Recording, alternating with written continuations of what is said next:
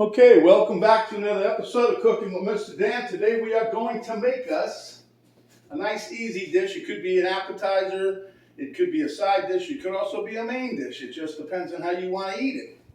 Really simple. I'm going to do it the simple way so it'd be quicker. Okay, what we're going to do is make some pinto bean fritters. And that dish, you can use anything you want in it. Anything's left over, take a spoonful of this, a cup of this, a half a cup of that, whatever, throw it in there, mix it up, and then fry it and munch away. So without further ado, let's get to it so we can munch away.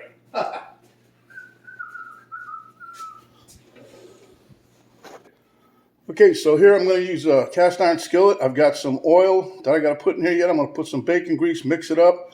That's what we're going to cook them in. Here I have some spices, some garlic powder, onion powder, and some hot paprika. Got some non-olive diced up jalapeno. In the background here I got some potatoes that were cooked. I left them in some water so they didn't get brown. Here I got some bacon I'm throwing in. I got some corn. Each one of these is about maybe a half a cup. I don't know. I just scooped it in there. Here I cut about a half an onion, sweet onion, a small one, not a big one. Here I scooped up some of my bell peppers, not so much for the flavoring as it is for the color to the thing. Here we have one egg that's going to hold stuff together. Here I have a combination of regular flour, and if you can see in there, you'll see a little cornmeal mixed in at the bottom. I'm going to mix that together. I figure like a taco thing, you know. I don't know. And then here what I have is a can of refried beans, okay? And those are, pinto beans. So instead of having a can of pinto beans, or you make your own and have to crush them up, I figured I'll show you an easy way to do this is with this. I've had this recipe for a while, just haven't gotten to it. So without further ado, let's get to it. Okay, and if you'll notice, I have my bowl I'm going to mix it in. Right now I'm going to put the skillet on, about right now medium. I'm just going to turn it on, get it hot. Now we can add the grease to it. So that'll be good. All right, now the first thing you want to do is we're going to take our refried beans and, yeah, sure. Probably the hardest thing about this recipe is getting this out of the can, huh? Yeah, that's pretty easy. Okay. So next we're going to take a fork for right now. I'm going to just smash this down a little bit. See, this is what makes it easy. It's already, and plus we have some inside the refried beans. You got some whole beans left in there. Just leave them like they are. Don't mash them up no more than what it is. Okay, there you go. Okay, leave that one in there. Now what I'm going to do is take a egg and beat it up.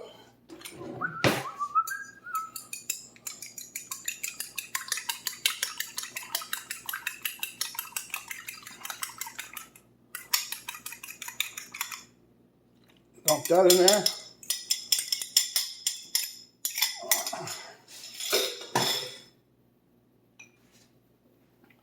I'm going to dump my onions in here. This is all a big dump right now, huh? Dump some my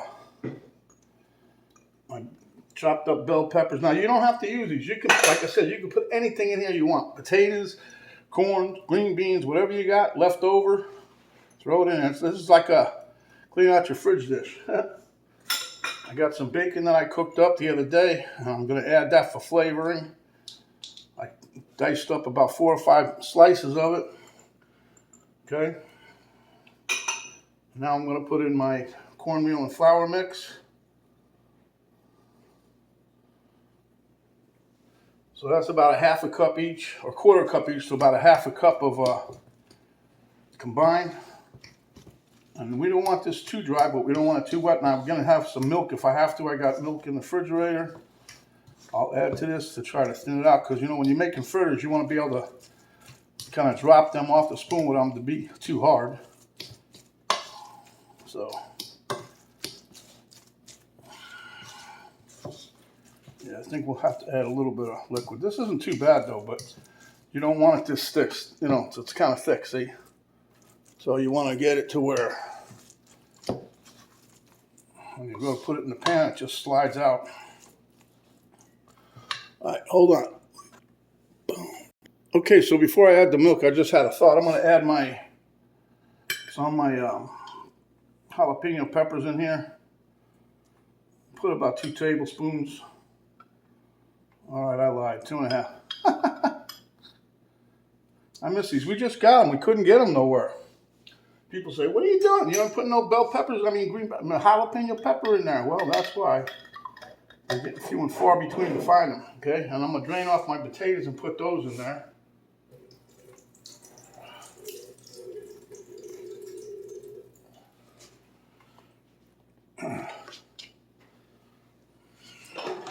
That was the last piece of potato I had. So I figured I'd throw that in there. Actually, this isn't too bad right now. It smells pretty good.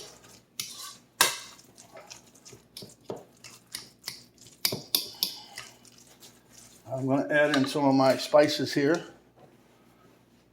This is all to taste. You don't have to add these. I'm giving us a little heat with the spicy paprika. Then we're going to have a little onion powder and a little garlic powder. And if you want anything else, you can add it at any time you like.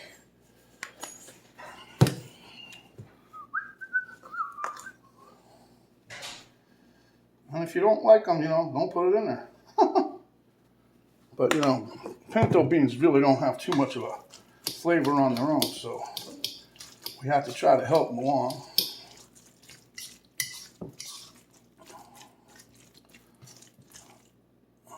And just a little bit, I'm going to add a little bit of, I have half and half here, so I'm going to add a little, maybe a couple tablespoons there.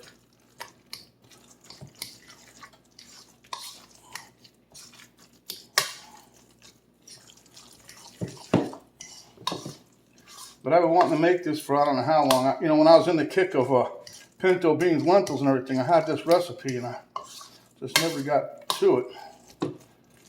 But it's a good one because it helps you clean out the fridge. Anything that's, if you have a little something left over, you didn't throw it away. It's in the refrigerator. So that's what you want. See how that just slid out the spoon just like that? Look at it. Okay. So now we're going to let this here sit. I'll set up a little bit. Over here, I'll put in some bacon grease. Not too much. I'm just trying to split this up. I'm going to get some bacon flavor in here, I guess. It's probably a teaspoon. Maybe a little more. And today I'm going to use some grapeseed oil. I was going to use just regular oil, but I'm going to use some grapeseed oil. It's got a high smoke point. As you can see, we're smoking a little because we're hot. Lower that back down. I just want enough to coat the bottom of the pan, maybe a little less than 1/4 of an inch. Let that heat up. And we will soon be off to the races, huh? Let me put this stuff away. I don't need this no more. But I am going to put a pinch of salt and pepper in there on the return trip.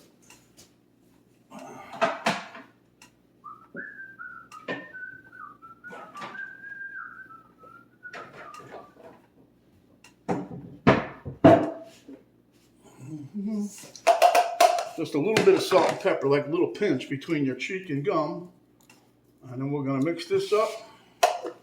Get a portion scooper, I guess. I don't know. Could use a spoon, it don't matter.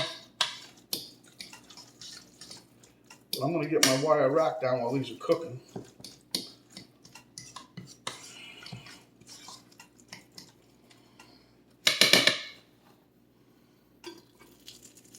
It's starting to sizzle, so it's getting there.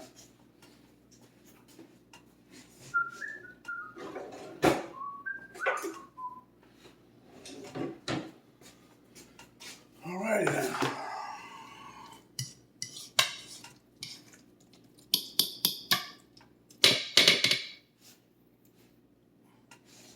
I'm going to get my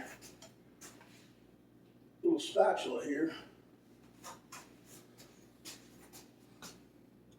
Yeah, I've been doing things today. I'm prepping for I got another pizza recipe I came up with. Actually, I came up with 2 or 3 of them, but My daughter asked for the one I'm going to make next. I didn't have one, so I said, well, let me try and see. We put all the ingredients together. My wife is happy. I'm happy. Hopefully my daughter will be happy, huh? Okay, so here you go. You don't have, there's no real measuring to this. You just put them in. You don't overcrowd the pan. I'm going to get 3 or 4 in here. What we're going to do is get our little metal spatula. I'm just going to flatten these puppies down a little bit. You can't cook them the way they're. That's too much stuff there, see? I'm going to thin them out.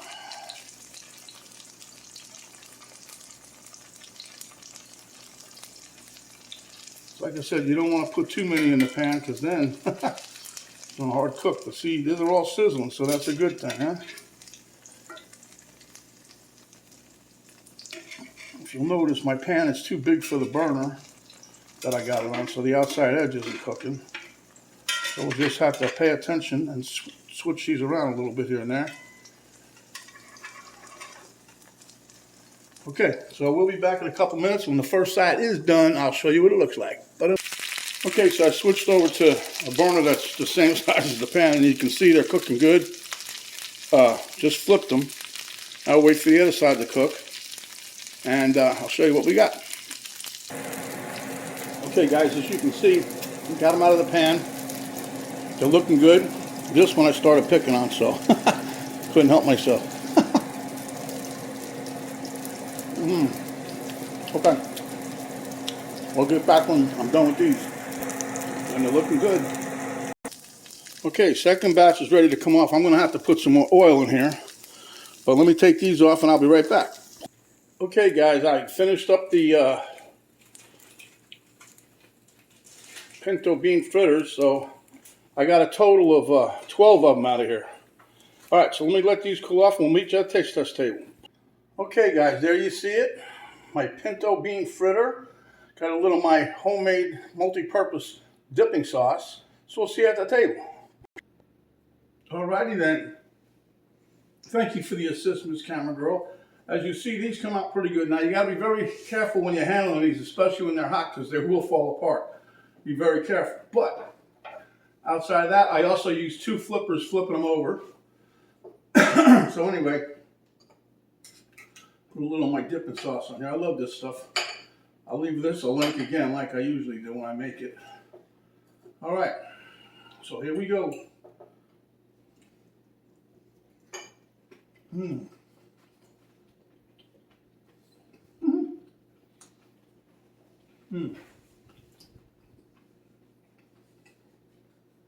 Now remember, that's usually canned refried beans, but that also has some chunks of pinto beans in there, so you're good. Otherwise, you have to mash everything. A lot of work. But anyway.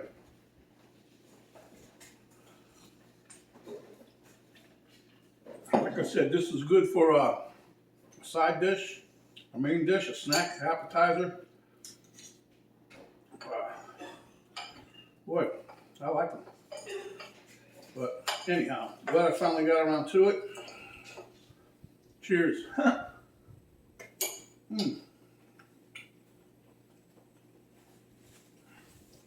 And that one little can, plus all the little scrapings I got there, about 1/4 of a cup each stuff, that made 12 of these things.